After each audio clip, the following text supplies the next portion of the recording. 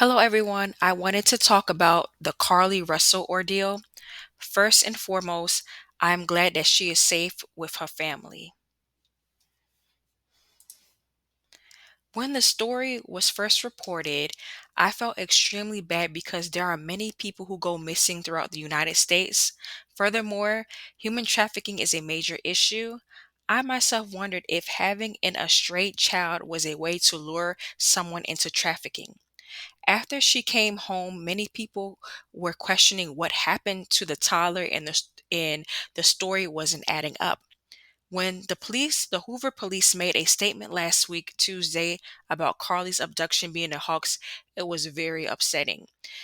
I believe that she should be held accountable for her actions. I also understand that there are other races of women and girls who have faked an abduction. Tonight, police provide some answers to the many questions that followed a bizarre story of abduction in Birmingham when Carle Russell disappeared after making an alarming call to 911. I am on Interstate 459, and there is a kid just walking by themselves. Her family says she was on the phone with her sister-in-law, who says they heard her scream. We pretty much know exactly what took place from the time she left work until she got on the 911 call, and we can see getting out of the car on the interstate from that footage. And after that, I think she only knows. She told police that the orange-haired man had kept her in the back of an 18-wheeler. Police say during the investigation it was revealed that she had made questionable internet searches days and hours before vanishing, including about the Hollywood kidnapping thriller Taken. I will look for you. I will find you. On July 11th at 7:30 a.m., the term, "You have to pay for an Amber Alert," was searched. Russell's disappearance prompted a statewide 2-day search.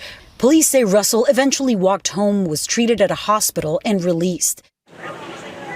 Hoover PD are still investigating, and they do want to ask her more questions. But today, police said that they have yet to find any evidence of either a wandering toddler or a kidnapper.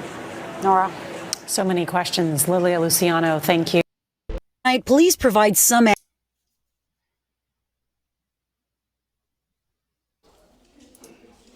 Certainly the news that the police had suggested could have been the case last week when they put forth a lot of information that raised questions about some of the claims that had been made by Carle Russell.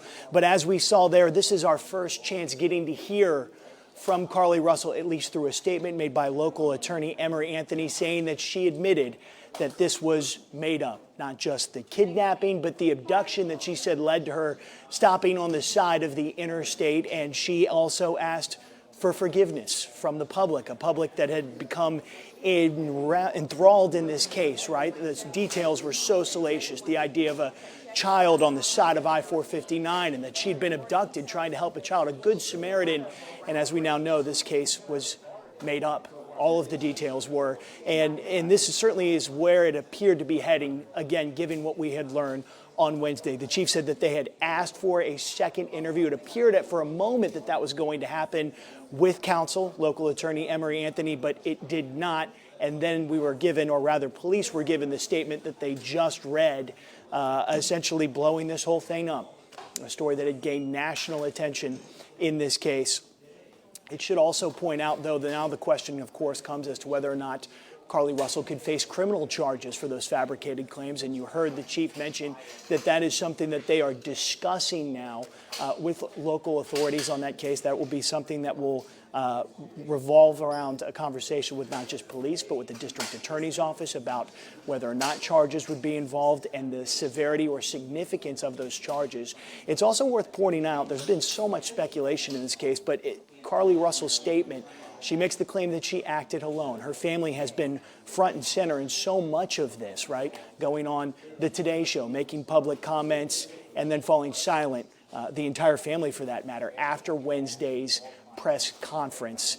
And now we are hearing from Carle Russell again saying that this was made up. Certainly tough news, but it is a resolution in this case. Muriel and Brenda. So, as you all just viewed, Certainly, the just news that today, the police Monday, had July had 24th, suggested could have been the 2023, case last and a week when statement they released put by forth a lot Carlee's of information attorney that raised and questions read about some by of the Hoover claims that Police had been Chief made by during a news Carle Russell. conference Monday But as we afternoon, saw there, it this is was our stated first that there chance was getting to no hear kidnapping. from Carle Russell, at least through a statement. As stated before, initially I felt bad when Carlee went missing. I'm glad she is home safe. However, it is very appalling that she made up her own abduction. Quite frankly, she has to be held accountable for her actions. In this present day, human trafficking goes on a lot, and there are different strategies that are used to coerce people into it. Sadly, black and other women and girls of color go missing at high rates, and it barely gets reported. Also, they are even seen as runaways. Lastly, after this, I hope more light can be shed on Black women, men, and children who actually go missing. I thank you all for watching and make sure you like, share, comment, and subscribe. I'll see you on the next video. Bye.